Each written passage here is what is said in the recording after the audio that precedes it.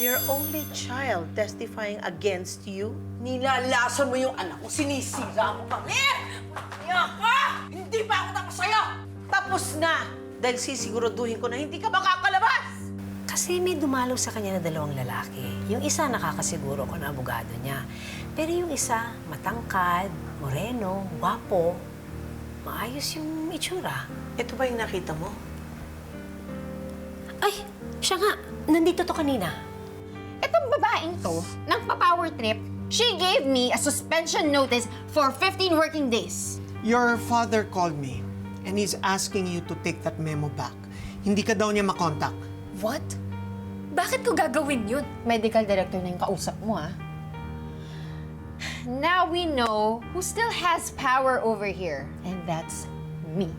Eh kaya nga siya pinapatawag ni Madam Lotus kasi dito walang nakakalabas ng walang remembrance. Moira, pinapatawag ka ni Madam Lotus. Binuksan mo tong phone ko? Ha? Aminin mo! Binuksan mo to! Nay! Nag-away po ba kayo? Dok, ano po nangyayari? Itong nanay mo, pinilit buksan ang cellphone ko, kaya nag-lock! Totoo po ba yun, Nay?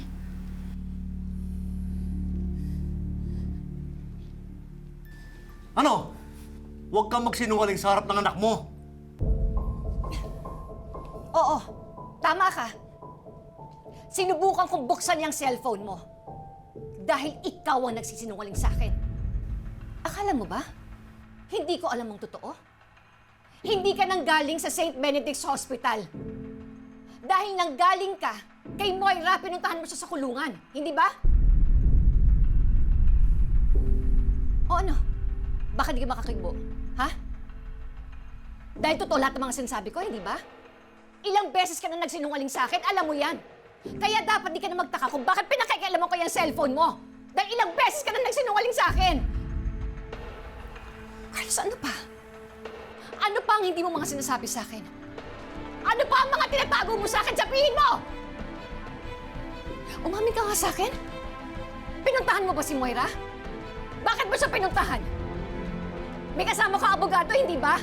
Bakit? Ano? Magsalita ka! Bakit?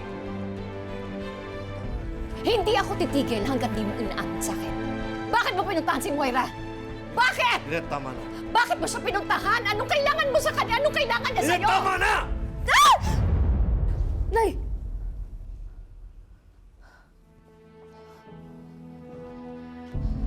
Talaga ba, Dok? Sasaktan mo si nanay sa harapan ko ba? Anong klaseng asawa ka? Nisaktan nga si nanay, dapat di mo naisip eh. Kasi asawa mo siya, dapat pinoprotektahan mo siya. Linet. Huwag kang lalapit kay nanay! Wala kang kwentang asawa! Annalyn, huwag mo akong pagsalita ng ganyan. At huwag mo ako sinusubukan, Dok! Buong buhay ko, sinamahan ko si nanay at inalagaan ko siya, tapos sasaktan mo lang siya! Anong klaseng asawa ka? Huwag na huwag ka lalapit sa nanay ko! Taka, nanay!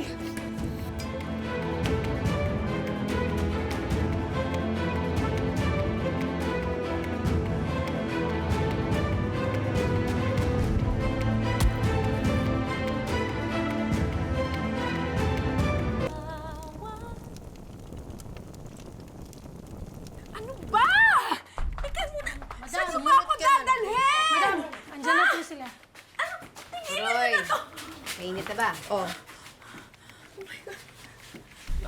Nagbabaga na, Madam Lotus! Good!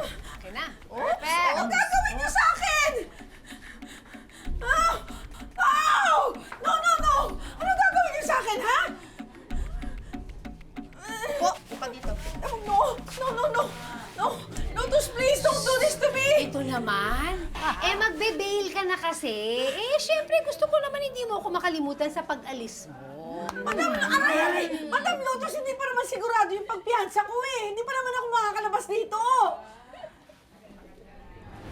No! No! No! Hawakan niyo! No! Ah! No, no, no, no! Don't do this to me! Bogart, sige na, Bogart. I'll do anything you Bilisan want, mo. please! No! What, please? No! Ah!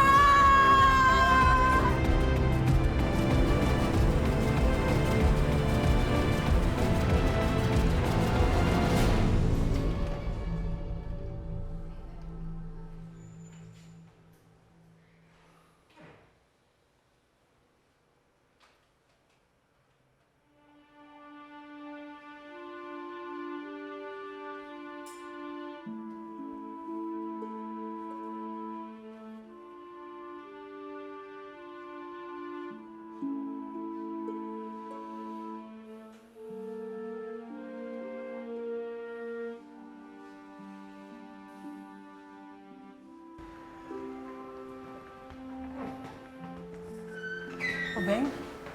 Gusto mo daw akong makausap?